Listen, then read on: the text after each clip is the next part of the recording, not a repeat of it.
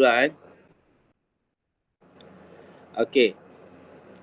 Berkaitan dengan tajuk pecutan akhir daya gerakan kan. Pecutan akhir daya gerakan.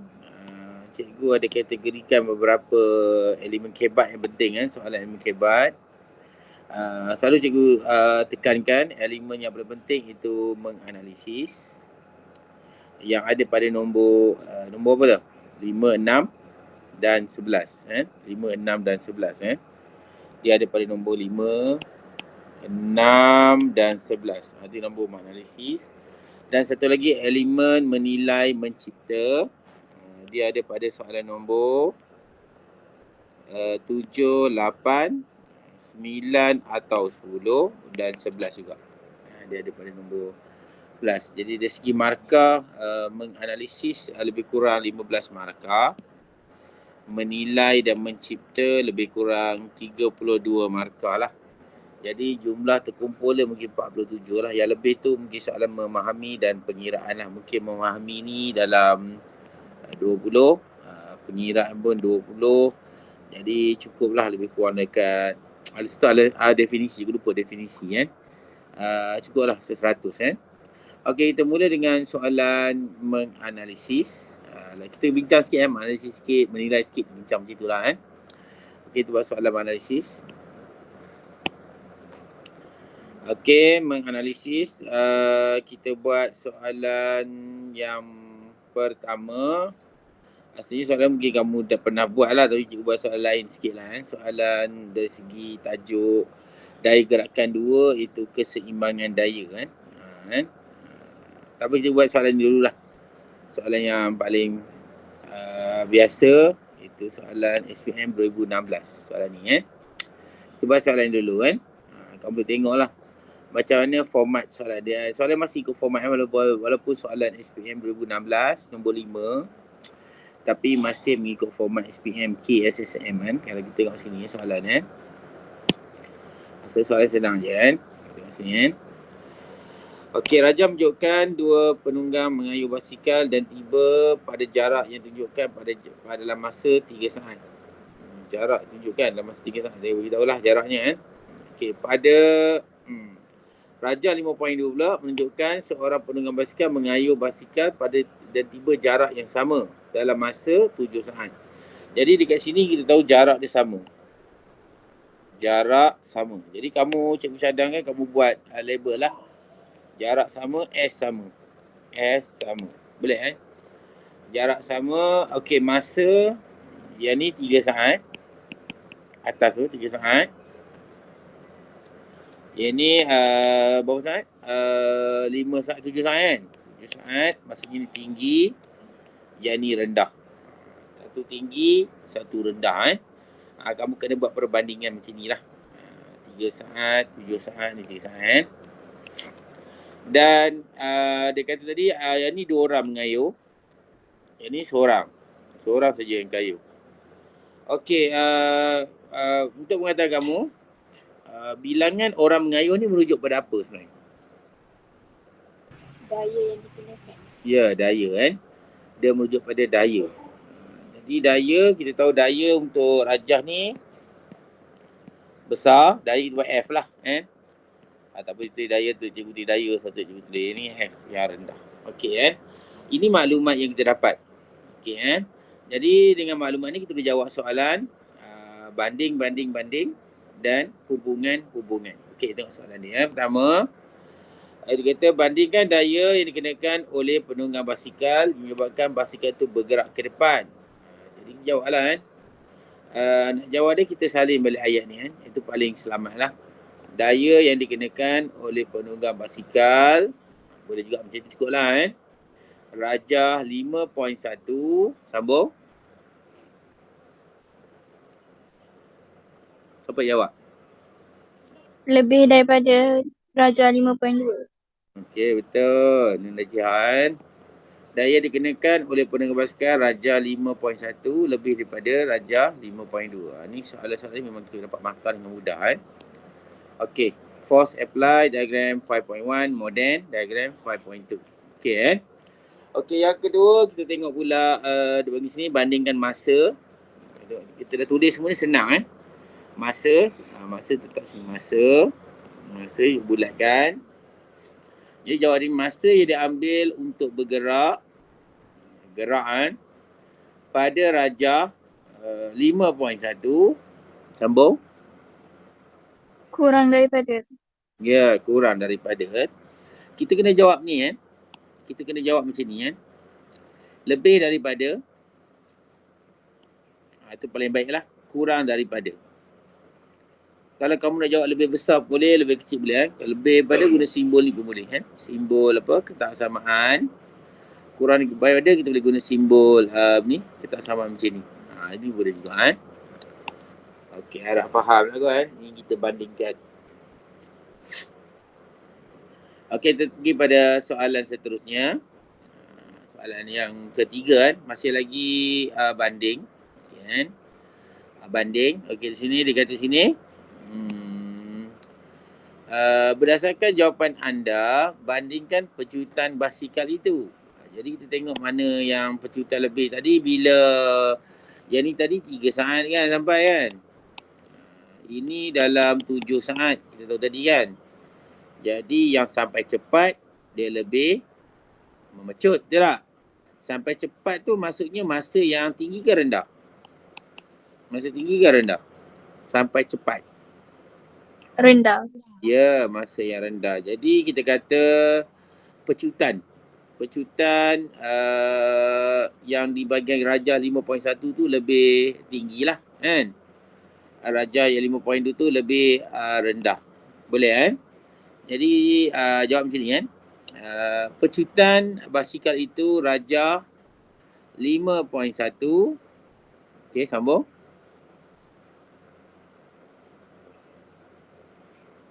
Ya, lebih besar daripada rajah 5.2. Ya, lebih besar daripada rajah 5.2. Okey kan, lebih besar daripada rajah 5.2. Okey, boleh kan? Bagus. Lebih besar boleh, lebih daripada boleh kan? Yang tak bolehnya apa? Lebih kecil boleh, lebih kurang tak boleh. Ini kamu tersilap kan? Tu dia. Lebih kurang tak boleh kan? Okey, kita pergi pada seterusnya. Dia kata hubung kait daya yang dikenakan oleh penunggang basikal dengan pecutan itu. Jadi merujuk pada daya. Daya itu F dengan pecutan A. Jadi kita boleh simpul gambar ni pun tidak simpul je kalau kamu tengok kan. Bila dua orang kayuh, daya yang tinggi, betul tak?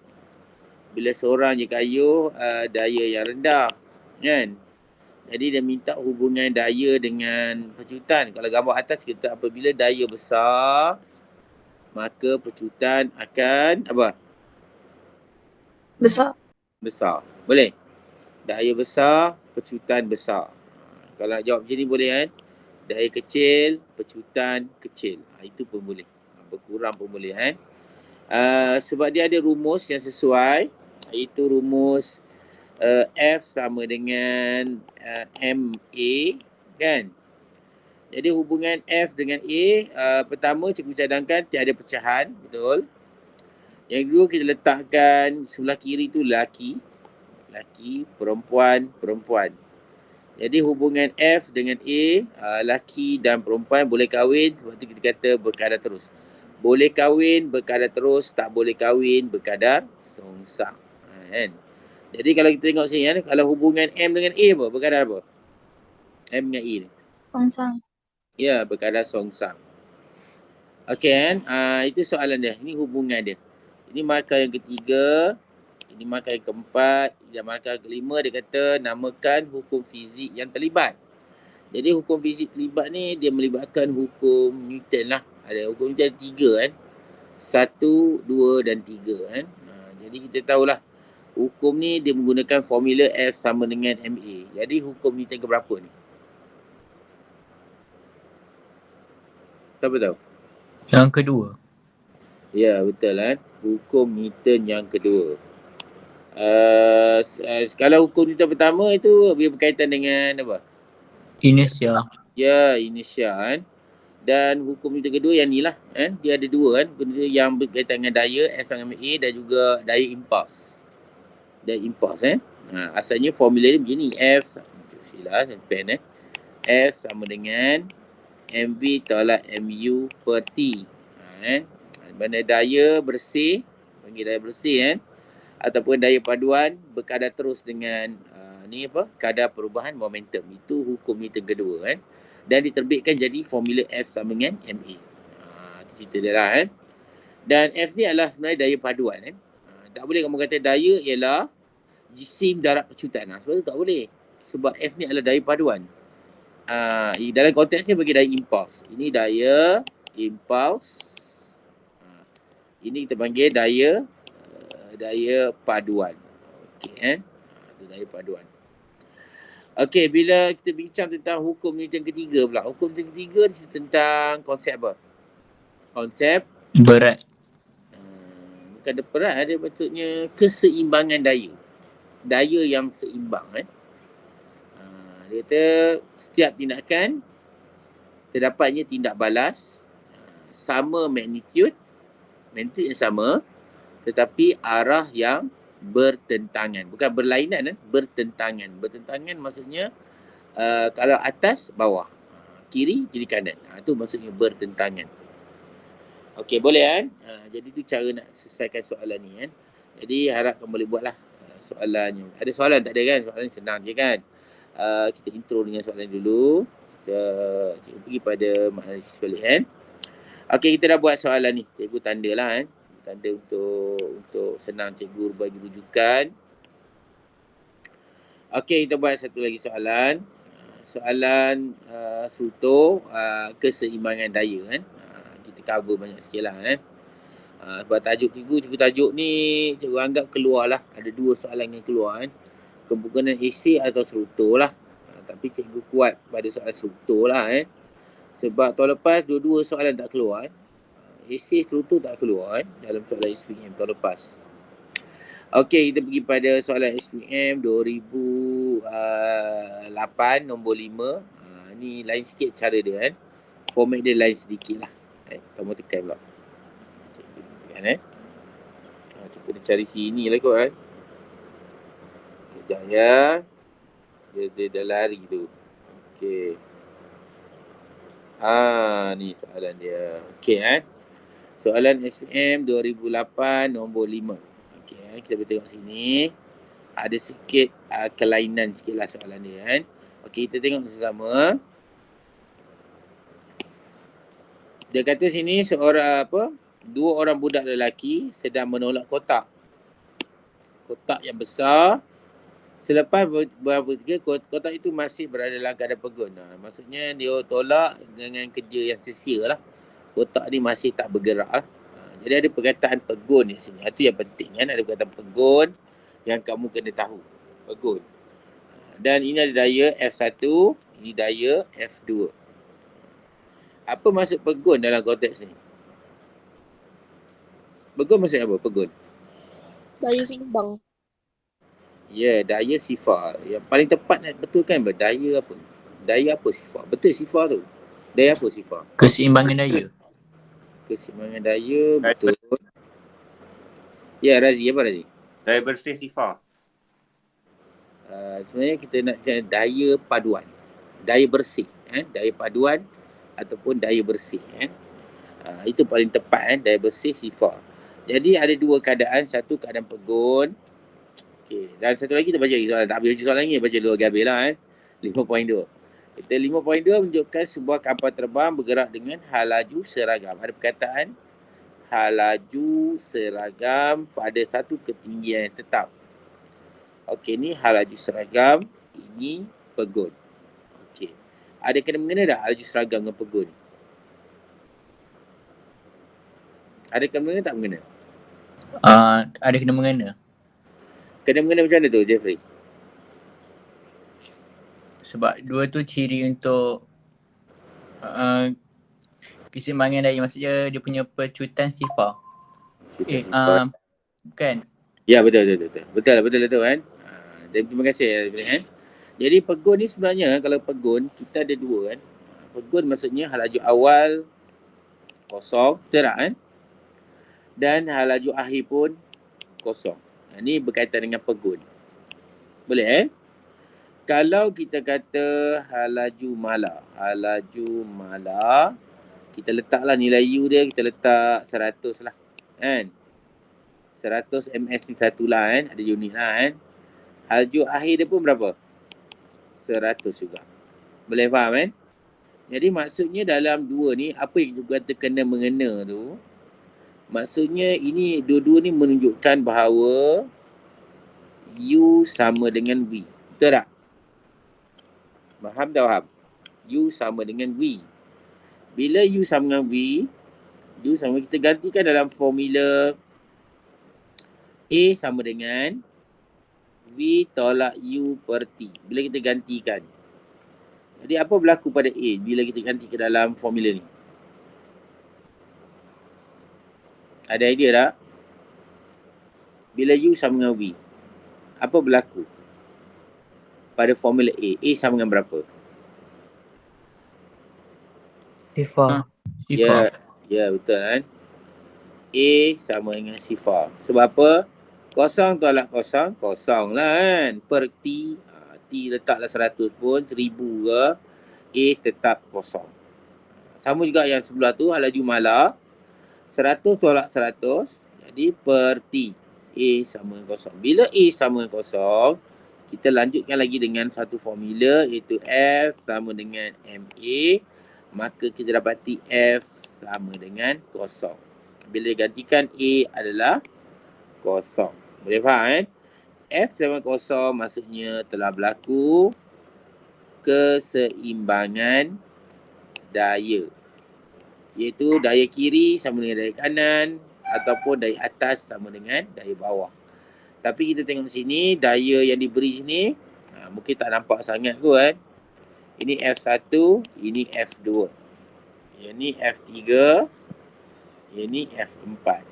Okey Jadi berdasarkan jawapan anda, nyatakan kesamaan tentang magnitude dan arah F1, F2, F3 dan F4.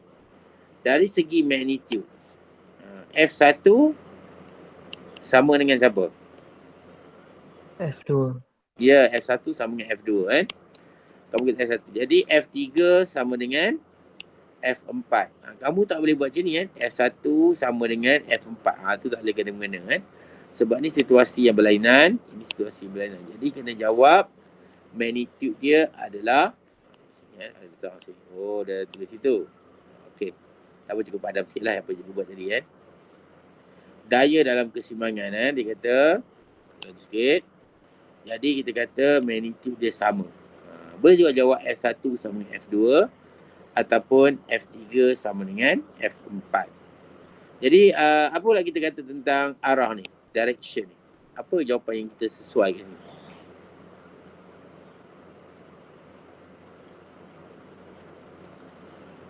Zafran, apa ada idea tak? Bertentangan. Different direction. Tiada Razian. Jawapannya bertentangan, opposite.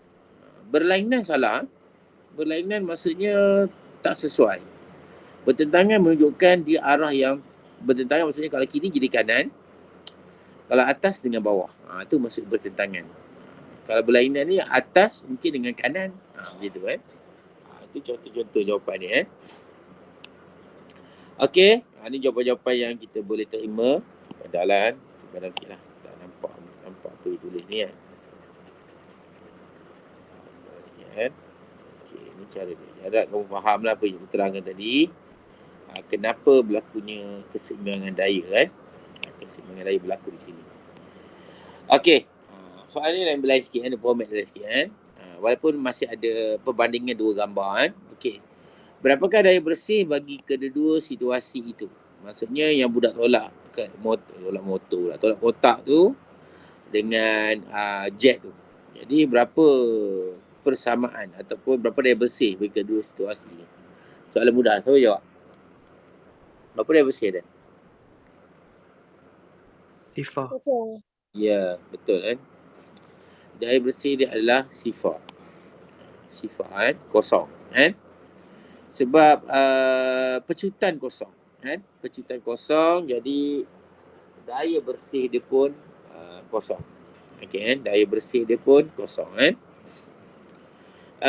Okey, kita pergi pada yang ketiga. Berdasarkan jawapan, namakan konsep fizik yang terlibat. Tadi baru kita terang. Sebenarnya soalan ni tanya, berdasarkan pemahaman kamu tadi semua ni, topik apa ni? Tu sebenarnya. Topik apa yang terlibat ni? Jadi dia tanya lebih kurang macam itulah, tapi sebab tadi konsep fizik ni. Okey, sama cuba. Konsep fizik dia ialah Keseimbangan daya. ya, bagus Anis. Keseimbangan daya. Kan? Sebab daya bersih kosong. Ya, jadi keseimbangan daya ni begitu boleh jelaskan. Apa maksud keseimbangan daya? Keseimbangan daya ialah daya paduan adalah sifar. Senang ni. Kalau definisi keseimbangan daya lah. Okey kan? Okey, ni situasi yang lain pula. Rasa kamu jawab lah kot kan. Satu kapal terbang mempunyai F3 lebih besar daripada F2. Tadi sama kan? F3 lebih besar F2. Tadi sama sebab apa sama? Sebab dia bergerak dengan, sebab apa sama tadi? Bergerak dengan hal laju seragam. Ya, bagus. Terangkan pergerakan jenis ini. Kalau F3 sudah melebihi F2. Okey, cikgu tunjuk ni gambar dia kan. Kamu tak nampak. F3, gambar ni. Tadi F3 sama dengan F2 kan? Sekarang ni tak macam ni. F3 melebihi F2. F2 pula, sorry. F4. Ya, jadi apa yang kita faham di sini? Berlaku apa kat sini? Apa jenis gerakan ni? Bila F3 melebihi F4. Ya? Ya, Anis? Ke depan. Ya, gerak ke depan. Apa jenis gerakan? Bila kita kata gerakan, okey, betul kan? Apakah jenis gerakan? Gerakan akan, jawapan kita hanyalah hal laju ataupun pecutan. Boleh faham? Kamu jawab sama ada hal laju atau pecutan. Jadi kita kata hal laju dia macam mana? Ataupun pecutan dia? Pecutan bertambah. Okey, betul. Pecutan bertambah. Sebab apa? Daya sudah tidak seimbang kan. Sini tadi kan. Dah ada ni, tekan balik kan. Okey. Daya sudah tidak seimbang kan. Dia kata sini berlakunya pecutan. Kamu boleh kata pecutan bertambah. Kamu boleh kata hal laju bertambah. Okey, kamu boleh kata wujudnya pecutan. Itu pun boleh. Boleh faham kan? Tak jadi masalah kan. Sebenarnya wujudnya pecutan kan. Sebab hal laju bertambah. Okey kan. Okey, yang kedua dia terangkan jawapan anda. Kenapa pecutan kamu kata dia memecut di atas ni? Kenapa kamu betul-betul? Sebab soalan minta pergerakan tadi, kamu jawab pecutan. Bagus. Jawapan betul kan. Jadi alasan dia apa? Dia pusing macam tadi juga kan. Yang tadi tu F3 sama dengan F2. Kita kata daya berada dalam keseimbangan. Sekarang F3 sudah melebihi F4. Apa dia? Awak jua. Dapat cuba. Jeffrey dah dia. Sebab daya tujah melebihi rintangan. Oh, maksudnya kamu kata, bila kamu cakap macam tu, kamu ulang balik soalan tu. Nampak tak? Kamu kata F3 sebab F3 lebih besar pada F4. Cuma kamu jelaskan F3 tu daya tujah, F4 tu rintangan. Betul tak kan? Cuba jelaskan. Jadi yang tu cikgu tak pastilah jawapan tepat ke tak kan? Mungkin boleh juga lagi. Nanti kita tengok jawapan dia. Lagi ada idea? Hal laju F3 lebih besar. Laju F3 lebih besar. Jadi kamu dah jelas soalan tu balik. Kamu telah huraikan balik soalan tu. Jadi tak dapat markah tu. Boleh kan? Kalau kamu jelas tak ada dalam soalan, mungkin dapat markah kan? Okey, jawapannya tadi daya seimbang. Sekarang daya tidak seimbang. Betul? Daya tidak seimbang maksudnya apa? Dari jawapan kamu ya, daya tidak seimbang. Apa maksud dia tidak seimbang? Maksudnya dia ada wujudnya terdapat daya paduan. Terdapat daya paduan. Jadi markah pertama ni lah kan. Terdapatnya daya paduan. Satu, daya tidak seimbang. Ini markah yang kedua. Kalau kamu jawab daya tu jauh lebih besar daripada daya rintangan, cikgu rasa markah tu mungkin dalam pertimbangan lah. Macam cikgu jawab tadi lah. Kalau kamu kata F3 lebih besar, tak dapat markah sebab kamu ulang balik soalan. Boleh ke ni? Boleh ke? Boleh. Boleh Okey. Okey, kita sambung balik. Ni cikgu rasa dah kita pergi pada soalan lain macam sikit kan, analisis kan. Memanglah ada lain sikit kan. Ni kita panggil daya gerakan 2 lah untuk soalan ni kan. Tekan apa ni sekejap kan. Okey. Okey, kita dah selesai buat ni kan. Okey, kita bincang sikit tajuk itu daya impuls. Daya impuls ni, soalan ni kita tengok sama. Ada perbandingan 2 gambar kan. Ini penting jugalah soalan esei. Tapi format dia lain sikit lah, cara soalan dia lain sikit kan. Kamu tengok lah.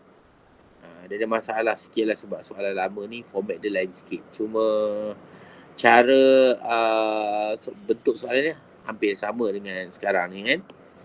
Okey, kita cuba kan soalan dia. Dia kata 2 ketul berbola plastisin yang serupa saiz semua serupa lah kan. Ketinggian yang sama. Jadi kamu letaklah ketinggian sama. Ketinggian yang sama. H sama. Faham? H yang sama lah. H sama. Boleh? Ketinggian yang sama. Menunjukkan keadaan plastik itu apabila menghempap kayu dan span. Kita tahulah. Ini kayu, yang ni span. Okey. Ini maksudnya gambar ni sebelum. Ini adalah gambar selepas. Nampak? Sebelum dan selepas. Dia tunjuk keadaan lah. Sebelum dan selepas. Okey kan? Diperhatikan plastik itu berhenti dengan lebih cepat apabila menghempap kayu. Jika kayu dia mula berhenti. Dan bila span dia masih nampak goyang-goyang lagi lah. Betul tak? Masa jatuh tu dia naik bouncing lah kan. Atas bawah kan. Okey. Kita soalan dia 5 markah, bandingkan kita jawabnya bentuk bola plastisin. Jadi kita tengok sini yang mana lebih, kalau bentuk dia bulat, bila jadi bentuknya lepeh lah kan. Yang mana lebih lepeh lah. Lebih bujur boleh kan.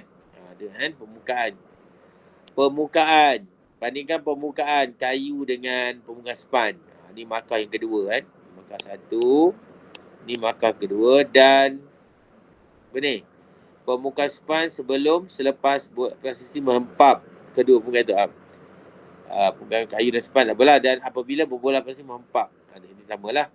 Hubungan bentuk berbola dengan permukaan. Hubungan. Dan konsep fizik. Ini markah 3. Ini markah 4. Dia ada satu benda yang tersirat. Biasanya dia melibatkan formula F sama dengan MV tolak MU per T. Betul kan? Jadi kita tengok kan. F ni apa? Daya impuls. T ni apa? Masa hentaman. Jadi dalam soalan ni tidak beritahu masa hentaman. Jadi kamu kena jelaskan masa hentaman juga.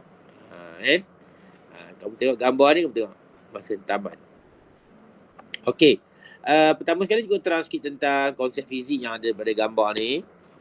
Dimasukkan ketinggian yang sama, maksudnya dia mempunyai tenaga apa sama?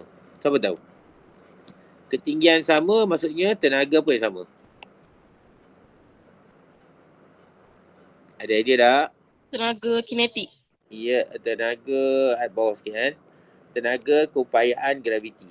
Gravity potential energy yang sama. Sebab apa? Ketinggian yang sama. Okey, boleh faham? Lama-lama gravity potential energy ni akan bertukar menjadi tenaga apa? Dia akan, bila dilepaskan, dia akan tukar jadi kepada tenaga apa ni? Saya ni jawab dia tak? Tenaga kinetic. Ya, tenaga kinetik. Dan maksudnya daripada gravity potential energy telah bertukar menjadi kinetic energy. Jadi formula gravity, maksudnya kita kata tenaga telah bertukar daripada cuba dalam sikit lah ni kan. Pada sikit apa kamu faham Haji sama kan. Maksudnya gravity potential energy telah bertukar menjadi kinetic energy. Betul? Jadi formula GPE apa? Ingat? Siapa ingat? Gravity potential energy. Ingat tak? Formula ni. GPE apa? Ada idea tak? EH. Ya, bagus. MGH Gazuran. MGH. Dan tenaga kinetik asalnya kamu boleh kot. Apa dah? mv²/2. Ya. 1/2 mv². Aduh, mv²/2 betul lah kan. Jadi kalau kamu tengok sini, hubungan di antara ketinggian dengan hal laju. Asalnya apa hubungan ni? Berkadar terus ke berkadar songsang? Terus. Ya, terus. Maksudnya bila ketinggian yang sama, maksudnya hal laju yang sama. Maksudnya hal laju sama maksudnya sebelum hal laju dia menghentam permukaan kayu ni, dia mempunyai hal laju yang sama dengan sebelum menghentam span. Jadi dua ni mempunyai hal laju yang sama. Dia panggil hal laju yang sama sebelum dia berhenti. Hal laju yang maksimum yang sama. Boleh faham Hal laju maksimum yang sama kan. Jadi kita kena pandai-pandai sikit lah pusing tentang nilai tu lah kan. Okey, tengok sini. Tengok yang pertama dia kata bentuk processing. Kamu boleh kata bentuk bola persing pada blok kayu kemek. Blok kayu kemek kemek. Ataupun lepeh pun boleh lah. The shape of processing ball on the wooden block flattened. Kan? Lebih nak rata lah. Yang ni masih kekal lagi bentuk dia. Yang ni lebih flatten. Ni markah yang pertama. Dia katakan bentuk tadi tu kan.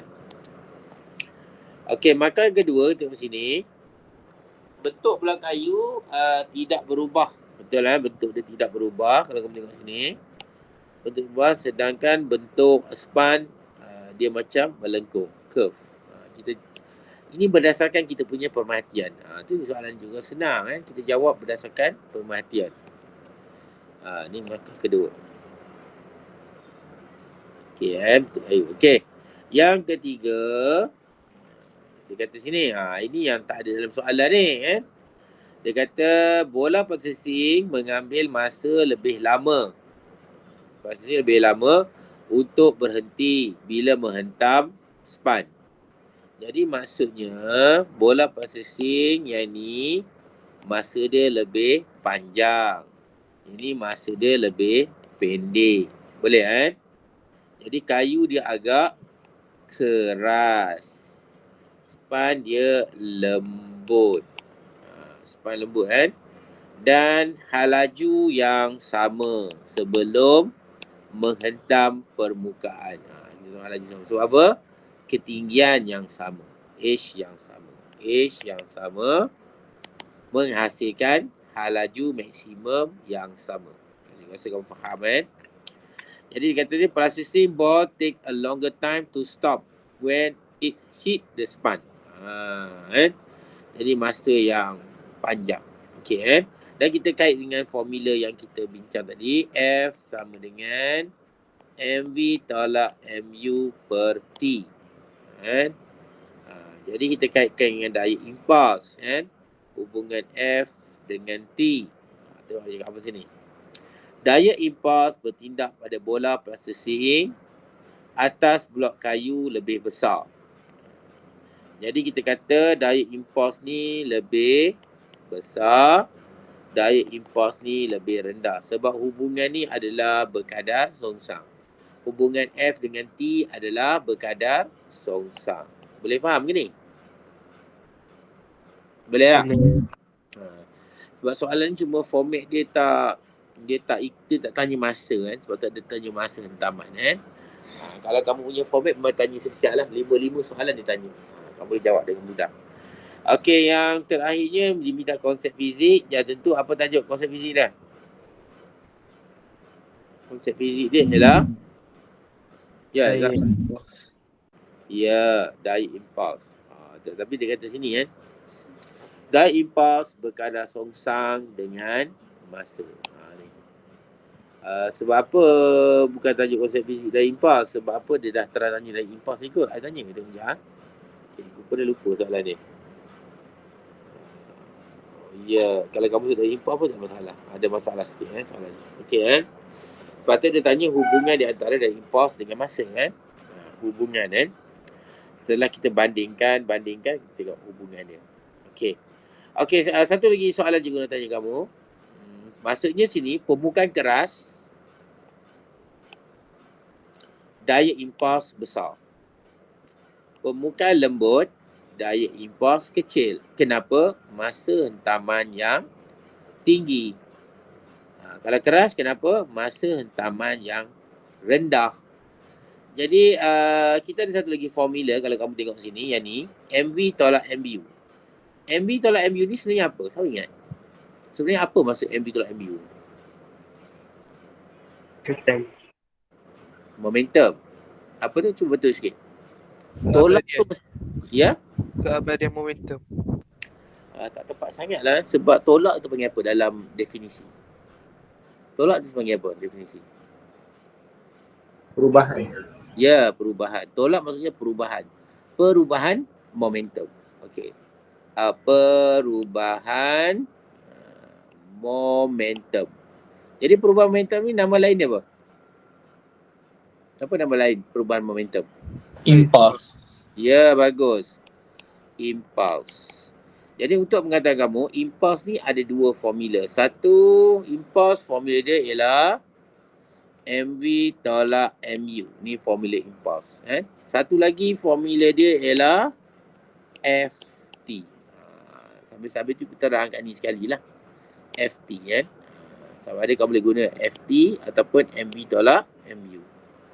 Okey, boleh boleh kita teruskan ni.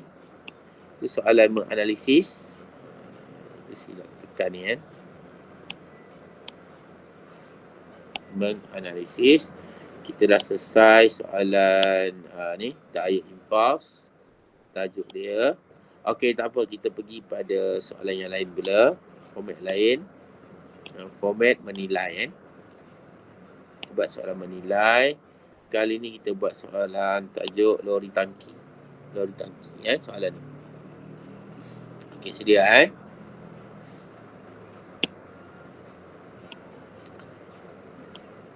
soalan ni tu cikgu suruh kamu hafal yang aspek yang alasan. Kadang-kadang aspek alasan tu kan dia punya jawapan hampir sama je. Sebab tu kalau kamu hafal jawapan kamu akan mendekati skema. Jadi mudah, cepat Siapa ada buku pecutan akhir tu boleh lah untuk guna untuk hafal sekarang ni Sekarang masa sekarang ni kamu kena baca dan kamu kena hafal. Bukan kamu nak kalau dia tak faham ni kena faham lagi lah tapi kena hafal Okey, kita mula dengan seterusnya. Dia kata Raja menunjukkan 4 lori tangki PQRS dengan spesifikasi yang berbeza. Anda dikenaki menentukan lori tangki yang paling sesuai digunakan untuk mata minyak dengan selamat. Minyak dengan selamat. Kaji spesifikasi keempat-empat lori itu. Okey, ada dia bagi spesifikasi. Dalam jadual kita akan tengok nanti jenis brake, bilangan tayar, bilangan saiz, bilangan dan saiz tangki. Bilangan tangki dan saiz tangki. Jadi kita boleh tengok berdasarkan gambar Raja ni. Pertama sekali kita tengok di sini. Kita pilih jenis brake apa. Kalau tak tahu tak apa, kita boleh skip dulu. Ada udara, ABS. Kalau tak tahu tak apa, kita skip dulu Okey, yang kedua kita tengok tayar pula. Satu tayar, dua tayar, satu tayar. Kita pakai mana? Berapa tayar ni? Dua. Jadi kita write. Ini dah confirm kita dah confirm. Tayar, dua tayar. Okey Lepas tu kita tengok pula lori tangki yang macam ni. Maksudnya satu tangki besar. Yang ni 5 tangki kecil. Tangki yang banyak dan kecil. Tangki yang banyak yang kecil. Satu tangki besar. Jadi kita pilih tangki mana? Tangki besar ke tangki banyak? Banyak dan kecil. Banyak. 5 Okay, tangki. banyak yang kecil. Jadi kita ada right. Dapat tak? Jadi automatik kita tengok sini. Oh, ada 2 jawapan ni kan. Susah sikit lah kan. Okey, lepas tu kita tengok satu lagi.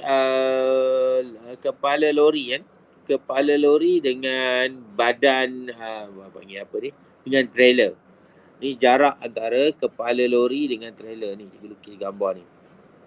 Kita nak jarak yang rapat ke jarak yang dekat? Jauh. Jauh lah. Yang ni rapat kan. Ni jarak yang jauh. Jadi kita pilih ni. Dah tentu kita pilih R. Betul. Dan jenis brake yang kita pilih ABS. Ni cara-cara kita nak jawab soalan ni Faham tak? Kita pilih tangki R. Sebab kita tengok aspek-aspek tu dulu. Kalau kita tak tahu nak jawab ABS ke udara ni, tak tahu kan? Kamu boleh tengok aspek-aspek yang lain dulu. Tu cara-cara dia kan. Okey, jadi kita jawab dalam bentuk begini. Baru kita cari alasan dia. Jadi jenis brake ABS. Bagi pelajar yang hafal senang je. ABS apa? Apa alasan dia? Brake serta merta. Brake serta merta. Dapat brake dengan serta merta. Cari jawapan lain. Okey. Brake serta merta ni sebenarnya dalam SPM dia kurang tepat kan. Dia jawab macam ni kan. Dapat diberhentikan. Dia ada perkataan tambah sikit kan. Kamu jawab. Diberhentikan serta merta tanpa tergelincir. Maksudnya brake serta merta dengan kawalan. Dia ada perkataan dengan kawalan. Boleh Jeffrey kan? Sebab ni satu sistem yang kita panggil canggih sikit lah banding dengan brake udara ni. Tapi sebenarnya lori ni masih lagi banyak lori pakai brake udara lagi kan untuk pengetahuan kamu kan. Jadi kita pilih ABS dapat markah pertama. Dapat diberhentikan serta-merta tanpa gelincir. Ni markah yang kedua. Okey, yang kedua kita tengok kita pilih tadi, kita pilih tayar. Apa jawapan kita tayar? Boleh kita jawab? Ya, apa kuat sikit? Najah? Tekanan dia rendah. Tekanan. Jangan kita cipta satu benda baru kan. Kamu cipta tayar je kot. Tayar geseran. Tayar spera. Oh, sebenarnya spera. Bukan. Tayar geseran. Tayar geseran. Itu sabar dulu. Itu alasan. Kita jawab tayar ni. Kita kata bilangan tayar 2 ke? Yang banyak. Ya. Itu ya.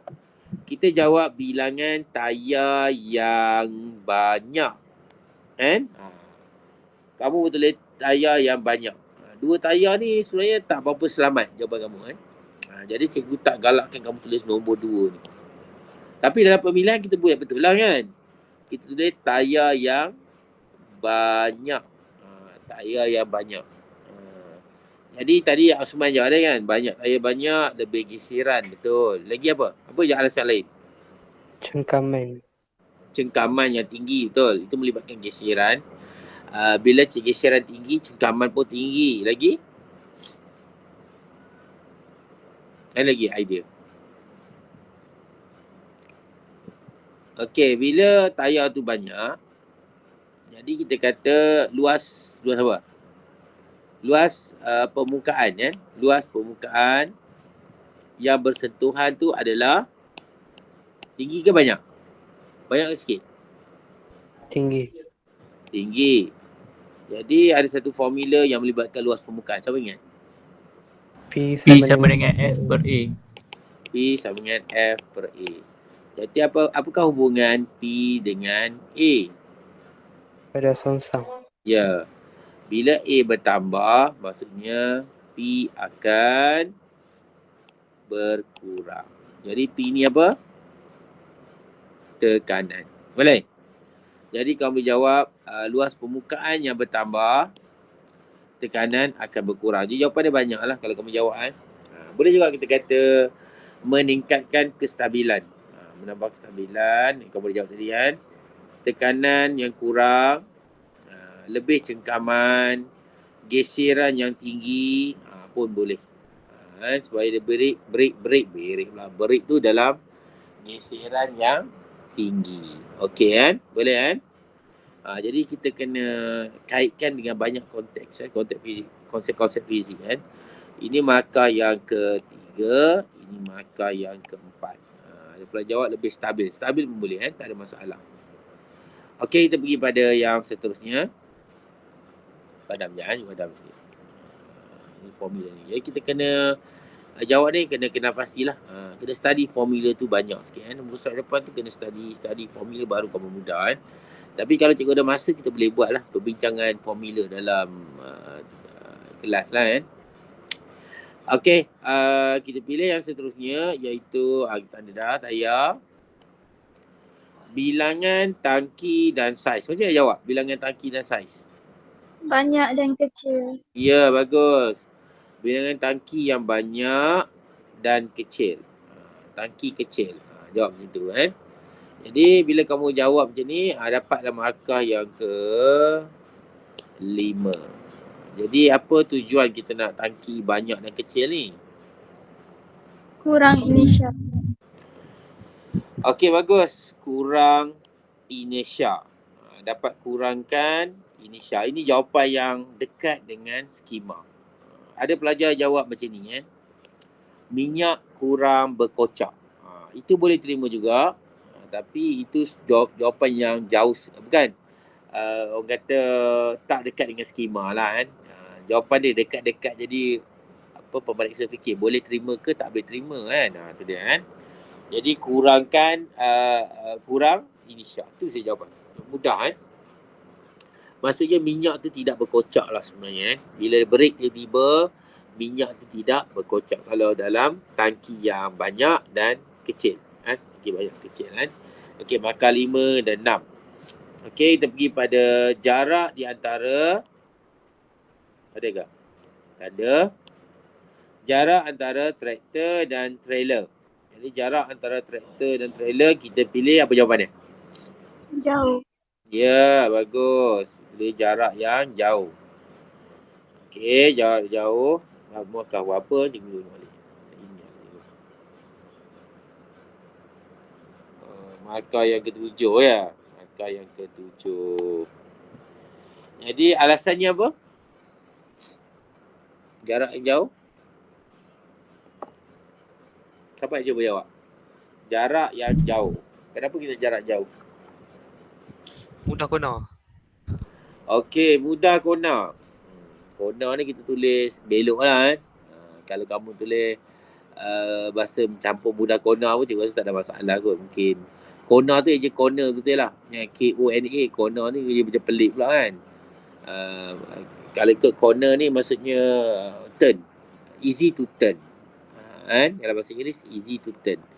Kalau bahasa Melayu tulis mudah belok kan. Mudah belok. Ada jawapan lain tak? Apa nak jawab lain? Kurang inersia. Kurang inersia. Jadi inersia dapat dikurangkan. Mungkin boleh terima juga. Sebab dia memanjang. Sebenarnya dia memanjangkan masa. Masa apa? Serimpak. Pentaman. Masa pelanggaran. Kan? Pelanggaran di antara trailer dan traktor. Betul tak? Memanjangkan masa hentaman kan. Kan? Dekat sini. Okey, jawapan dekat sini terima. Dia kata elak pelanggaran. Sebenarnya memanjangkan masa kan. Elak untuk sesuai kan. Memanjangkan masa pelanggaran antara lori dan trailer. Kurangkan momentum ke depan. Yang tadi kawan kamu jawab mudah belok pun diterima kan. Mudah belok pun diterima. Okey kan. Cikgu suka jawab memanjangkan masa pelanggaran. Masa pelanggaran. Masa pelanggaran antara lori dan ni bertambah. Jadi kamu boleh katalah daya impuls yang rendah. Daya impuls yang rendah. Boleh juga kan? Itu pun boleh. Okey, kita tengok. Baru kita tengok pilihan apa yang kita buat. Pilihan kita ialah R. Okay? Pilihan kita adalah R. Boleh tak? Boleh kan? Jadi jawablah macam ni kan. Ni jawab dalam bentuk jadual. Markah 1, 2, 3, 4, 5, 6, 7, 8, 9 dan 10 ulang baliklah. Menggunakan, saya pilih R kerana menggunakan brake ABS kan, koma, bilangan tayar yang banyak kan. Ni banyak ni kan. Banyak kan, banyak. Menggunakan tangki yang banyak dan kecil kan. Jarak jauh antara traktor dan trailer kan. Kamu tulislah jawapan kamu dekat. Ni, dan kamu boleh dapat markah 10. Ni paling selamat lah. Paling selamat ni lah guna Okey, boleh? Okey, kalau boleh kita ni cikgu pergi pada soalan yang lain pula ya. Soalan lain pula Okey, cikgu ingat kita masih lagi buat soalan menganalisis. Sebab masa tak banyak sangat kan. Jadi cikgu cadangkan kita buat soalan menganalisis lah. Supaya kamu nampak lebih faham konsep dia. Okey, kita buat soalan analisis DSPM 2019. Nombor 5. Okey ada apa tu? Ada tulisan. Okey dah. Okey, kita baca soalan ni Tengok soalan ni. Mudah sikit Dia kata Raja 5.1 ni menunjukkan dia 5.2 pita detik yang berlainan panjang dihasilkan oleh gerakan dua troli. Ini troli yang pertama. Ini troli yang kedua. Okey Berdasarkan jawapan anda, bandingkan bilangan detik. Bilangan detik. Bilangan detik masuk di sini ialah daripada sini sampai sini. Ada berapa titik ni? 6. 6 kan? 1, 2, 3, 4, 5, 6. Jadi ada 6 titik. Faham Okey, tengok yang bawah pula. 1, 2, 3, 4, 5, 6. Jadi dua-dua adalah 6 titik. 6 titik Faham Tapi soalan tanya bilangan detik. Jadi berapakah bilangan detik ni? Raja 5.1. Ya, 5. Jadi kita tahu ada 6 titik. Detik tu maksudnya ni panggil 1 detik, 2 detik, 3, 4, 5. Jadi ada 5 detik. Sama dengan bawah jugalah Jadi kita kata bawah pun 5 detik. 1, 2, 3, 4, 5. Jadi maksudnya ada 5 detik. Kedua-duanya ada 5 detik. Boleh Jadi cikgu nak tanya biasanya 1 detik. 1 dia tulis sini lah 1 detik dia membawa masa sebanyak berapa saat? 0.02. Ya, 0.02 saat. Ini masa untuk 1 detik. Sebab ini merujuk pada frekuensi iaitu 50 Hz. 50 Hz maksudnya 50 detik dalam 1 saat. Boleh? 50 detik dalam 1 saat. Oleh itu, 1 detik kita nak kira mesti 1 bahagi 50 iaitu 0.02. Ni nilai yang kita dapat tadi tu. 1 detik 0.02. Jadi dalam gambar ni kita ada 5 detik. Jadi 5 detik berapa masa dia? 5 detik. 5 detik berapa masa dia? Jadi 5 darab apa? 0.1. 0.2 jadi kamu dapat 0.1 saat. Okey Jadi maksudnya di sini yang ini, yang atas ni masa dia ialah 0.1 saat, yang bawah ni pun 0.1 saat. Cuma bezanya ini lebih pendek, ini lebih panjang. Okey Jadi ini pendek, ini panjang, tapi masa yang sama ke tak sama masa dia? Sama. Sama, itu 0.1 saat. Okey, jadi dia tanya sini bilangan detik. Bilangan detik kamu jawablah, bilangan detik sama. Kalau kamu jawab macam cikgu ajar, bilangan detik Raja 5.1 sama dengan 5.2. Itu pun boleh. Okey Okey, yang kedua, ni markah yang pertama. Yang kedua dia tanya panjang pita detik. Mana pita detik yang lebih panjang? Itu soalan mudah saja. Kamu tengok gambar pun kamu tahu dah. Jadi panjang pita detik, rajah 5.1, sambung. Kurang daripada. Ya, bagus. Ataupun panjang 5.2 lebih daripada 5.1. Ini markah yang kedua. Boleh? Boleh Okey. Okey, soalan seterusnya tanya laju. Nak tentukan laju kita guna satu formula kan. Kamu tahu laju sama dengan apa? Laju sama dengan agak belajar sekolah menengah rendah lah pula. Laju sama dengan ingat tak? Laju sama dengan apa? Panjang bahagi masa kan, betul tak? Okey, dalam gambar ni yang kita nampak panjang adalah kita ubahkan, betul tak? Dah, panjang kita ubahkan. Laju kita nak tentukan. Jadi apa hubungan panjang dengan laju berdasarkan formula yang ni? Cuba begini.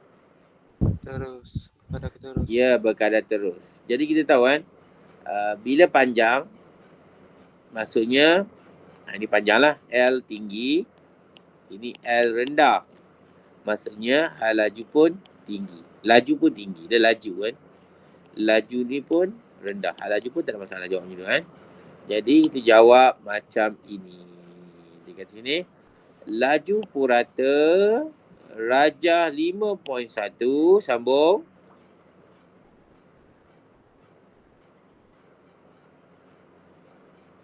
Sambung. Tahu jawapan kan?